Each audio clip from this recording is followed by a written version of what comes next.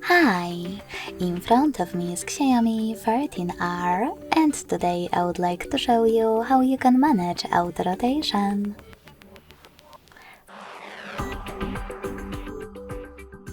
Firstly, go into Tab menu and look for Auto Rotate shortcut called Lock Orientation. When you find it, click on it.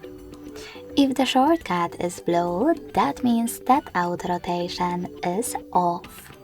So to turn it back on, click on the same, now blue one. You can always go into settings as well, scroll down and tap on display. Then scroll all the way down and use this switcher next to auto rotate screen to disable or enable it. Thanks so much for watching. If you enjoyed this video, leave a like, comment and subscribe. Bye!